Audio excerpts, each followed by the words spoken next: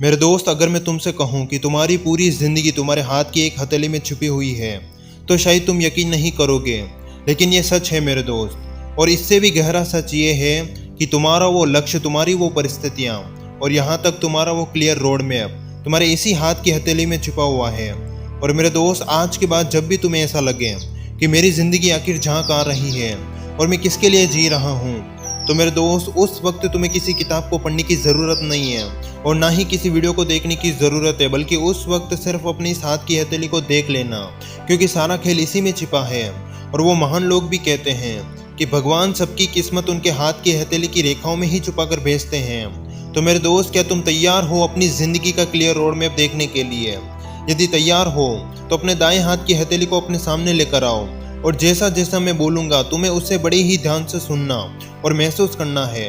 तो मेरे दोस्त, अब आप अपने इस हाथ की हथेली के ठीक बिल्कुल बीच यानी कि इसके सेंटर को देखो, जहाँ पर रेखाएं बनी हुई हैं। याद रखना मेरे दोस्त, ये वही जगह होती है जहाँ तुम्हें अपना लक्ष्य दिखाई पड़ता है। जैसे अपने मन में ये सोचो कि मुझे डांस करना पसंद है, सिंगिंग करना पसंद है, या कोई काम करना पसंद है, या फिर कुछ भी ऐसा हो सकता है जिसके बिना तुम जी नहीं सकते। यदि वो तुम्हारे जीवन में नहीं है तो जिंदगी मौत से भी बदतर है। यानी कि कोई ऐसा काम जो तुम्हें जीने के लिए मजबूर कर दे, उसे अपने हाथ की हथेली के ठीक बिल्कुल सेंटर में उसको लिख दो।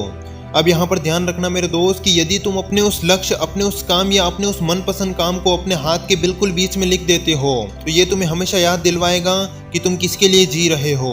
और यहाँ पर सिर्फ लिखने से ही कुछ नहीं होगा, बल्कि उसके लिए तुम क्या क्या कर रहे हो वो भी लिखना ज़रूरी है। जैसे हो सकता है कि तुम उसे पाने के लिए हर दिन 1% से बेहतर बन रहे हो, अपना ज़्यादातर समय अपने आप को दे रहे हो, बुक्स पढ़ रहे हो, कुछ नया सीख रहे हो और उसमें हर दिन प्रैक्टिस कर रहे हो। तो यहाँ पर याद रखना, जो तुम उसके लिए कर रहे हो वो तुम्हें अपने सपनों को पाने के लिए तुम्हारी मदद करेगा। लेकिन सिर्फ इसे ही करने से कुछ नहीं होगा, तुम्हें इसको जिंदा रखने के लिए सर्वाइव भी करना होगा। यानी यदि तुम जिद पकड़ कर बैठ गए कि मैं तो सिर्फ अपने काम को ही समय दूंगा, मेरे लक्ष्य के अलावा मैं किसी को समय नहीं दूंगा, तो याद रखना ऐसे में तुम्हारे वो रिश्ते बिगड़ सकते हैं। यहाँ तक तुम्हारे घर वाले भी तुम्हें धक्के मारकर निकाल सकते हैं। और किसी ने ये सच ही कहा है कि इस घोर कलयुग में जिस इंसान के पास पैसा नहीं होता उसकी कोई इज्जत नहीं करता।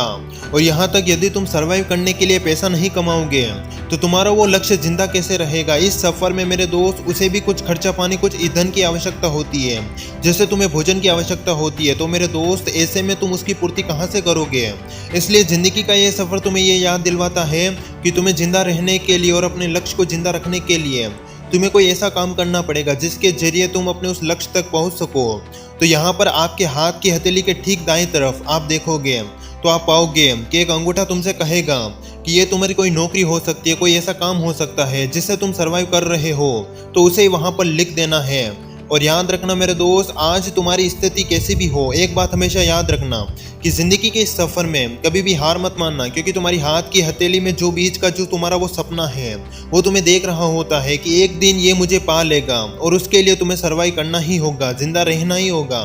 और मेरे दोस्त, यदि तुम ऐसा करते हो तो यहाँ पर उसके ठीक बगल में आप एक अंगुली को देखोगे जो तुम्हें ये इशारा देते हुए कहती है कि तुम्हें अपनी घर की जिम्मेदारियों को संभालना है। जैसे याद रखना मेरे दोस्त, जो कायर होते हैं वो उन परिस्थितियों से मुंह मोड़ लेते हैं जिस तरह रणभूमि में पेट दिखाकर भागने वाले कायर कहलाते हैं। और इतिहास भी गवाह है कि मुगल हमेशा पीठ पीछे ही वार करते थे, जबकि मराठा और महाराणा प्रताप जैसे महायोद्धा हमेशा सीना तानकर सामने से लड़ते थे। उनके जीवन में चाहे कैसी भी परिस्थिति क्यों न आई हो, उन्होंने अपने कर्तव्य को नहीं छोड़ा।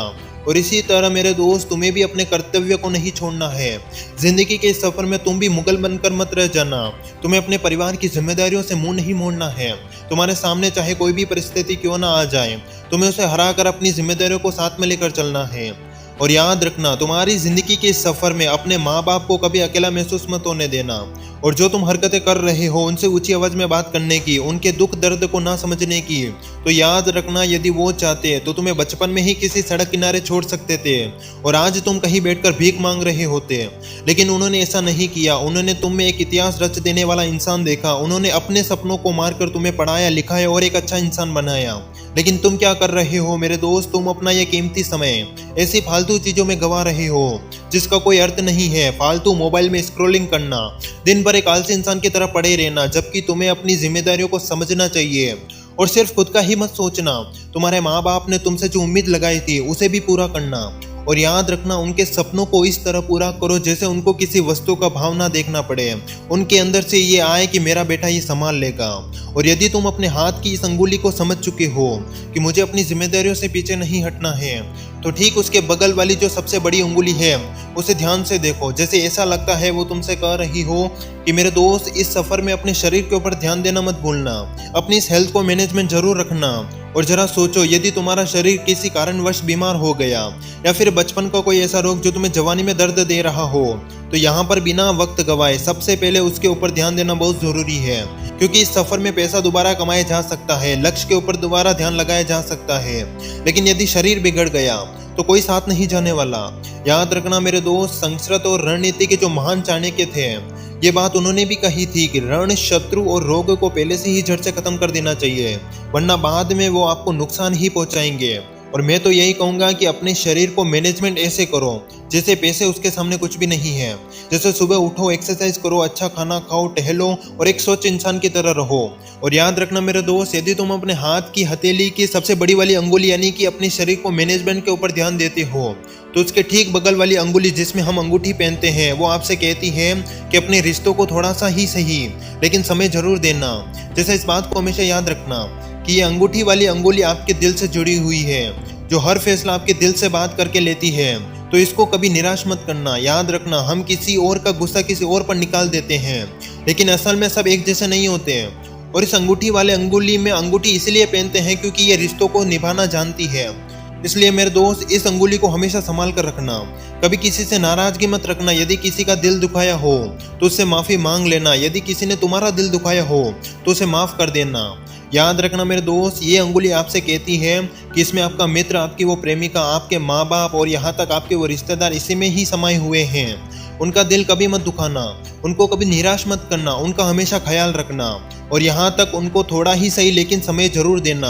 कुछ पल उनके पास जाकर बैठ जाना, पुरानी बातें करना, अच्छी बातें करना। और याद रखना, ये पल आपको हमेशा याद रहेंगे। और यदि तुम इस अंगुली को संभाल कर रखते हो तो ठीक इसके बगल वाली यानी कि सबसे छोटी अंगुली जिस पर किसी का ध्यान नहीं जाता, जिसको कोई समय देना नहीं चाहता, उसे कभी मत भूलना। वह आपसे सिर्फ इतना ही कहती है कि मेरे दोस्त, अपने कर्म करने के सफर में आप अपने आप को मत भूल जाना। असल में तुम कौन हो, क्या हो, कहाँ से आए हो, इसकी खोज जरूर करना। क्योंकि मेरे दोस्त, जिंदगी के इस सफर में, इस दौड़ भाग के सफर में असल में तुम अपने आप को ही भूल चुके हो। जैसे हर दिन उठना और नौकरी पर जाना, यही जिंदगी का खेल चलता रहता है। लेकिन क्या कभी तुमने ये जाना कि मैं कौन हूँ? क्या कभी तुमने खुद से सवाल पूछा कि मैं कौन हूँ? तब तुम कहोगे कि मैं राम हूँ, श्याम हूँ। तो यहाँ पर मैं तुम्हारा नाम, तुम्हारा काम और तुम्हारी जाति और तुम्हारा वो धर्म नहीं पूछ रहा, बल्कि तुम कौन हो, तुम्हारा अस्तित्व इस दुनिया में कैसे आया, असल में तुम इस खूबसूरत प्रकृति से क्या चाहते हो, किसके लिए जी रहे हो, क्या करने के बाद चले जाओगे, क्या करने के लिए आए हो, क्या तुम वास्तव में इस घोर कलयुग में खुश हो या सिर्फ दिखावे का मुखौटा पहना है। याद रखना मेरे दोस्त, हर वो चीज जो तुम्हें दुख दे रही है, जरा इन सबको साइड में रखकर खुद को एकांत में ले जाओ और खुद से सवाल करो कि आखिर मैं किसके लिए जी रहा हूँ और यहाँ क्या करने के लिए आया हूँ, और क्या कभी मैंने खुद को भी कभी समय दिया जैसे मैं जीना चाहता था, क्या मैं वैसे जी पाया। याद रखना मेरे दोस्त, इस छोटी अंगुली का मतलब यही है कि खुद की खोज में निकल जाओ। और यह तभी संभव होता है जब तुम अपने खेल में कामयाब होते हो, अपने लक्ष्य को प्राप्त कर लेते हो। जैसे याद रखना, मैंने ये बात कही थी कि अपनी परिस्थितियों से मुंह मत मोड़ना, अपने माता पिता को कभी निराश मत करना। इसलिए खुद की खोज में निकलने से पहले अपने परिवार को उस सुरक्षित स्थान पर ले जाओ जहां पहुंचने के बाद तुम्हारी कोई आवश्यकता ना हो। और याद रखना मेरे दोस्त, यहाँ पर खुद की खोज में निकलने का मतलब है अपने अंदर परमात्मा को पहचानना, अपने आसपास की हर वस्तु, पेड़ पौधों में जिंदगी देखना। और मेरे दोस्त, मैं अपने अंतिम शब्दों में यही कहूँगा कि आपका वो लक्ष्य, आपका वो क्लियर रोड मैप और आपकी वो पूरी जिंदगी आपके इसी हाथ की हथेली में छुपी हुई है। और अब जरा आप अपने इस हाथ की हथेली को एक बार ध्यान से देखो। इसके बीच में आपको अपना लक्ष्य दिखेगा जिसको पाने के लिए आप हर दिन कुछ ना कुछ कर रहे हो। अंगूठे में आपको सर्वाइव करने के लिए अपनी वो नौकरी दिखेगी, उसके बगल वाली अंगूठी में आपको अपनी जिम्मेदारियां दिखेगी, उसके ठीक बगल वाली अंगुली जो सबसे बड़ी है वो आपके शरीर को, मैनेजमेंट को दिखाएगी, और उसके ठीक बगल वाली जिसमें हम अंगूठी पहनते हैं वो रिश्तों को संभालना सिखाएगी। और अंतिम और आखिर में जो सबसे छोटी है और एक खामोश की तरह किसी कोने में बैठी हुई है, वो तुम्हें तुम्हारी खुद की खोज में निकलने को कहेगी। बस अंतिम बात मेरे दोस्त, कि जब भी अपना मन उदास हो कि आखिर मैं किसके लिए जी रहा हूँ, आखिर मेरी जिंदगी में हो क्या रहा है, तब अपने इस हाथ की हथेली को देख लेना और सोचना कि मैं अपने इस लक्ष्य के लिए जी रहा हूँ, अपने रिश्तों और अपनी जिम्मेदारियों को संभालने के लिए जी रहा हूँ और यहाँ तक अपनी खुद की खोज के लिए जी रहा हूँ। और याद रखना मेरे दोस्त, जिस दिन तुम अपने उस लक्ष्य को और अपने उस मनपसंद काम को पा लोगे, उस दिन तुम समझ जाओगे कि वाकई में तुम्हारी किस्मत, तुम्हारी वो जिंदगी तुम्हारी इसी हाथ के हथेली में लिखी गई थी। बस अंतिम बात मेरे दोस्त, कि अपनी जिंदगी में कभी भी निराश मत होना कि मेरी जिंदगी बेकार है। याद रखना, भगवान आपके जीवन में वो परिस्थितियां, वो घटनाएं, वो सोच समझकर ही भेजते हैं और उन्हें भी पता है कि जिस दिन तुम अपने आप को पहचान गए, उस दिन तुम अपनी उस जिंदगी में सफल हो गए। धन्यवाद।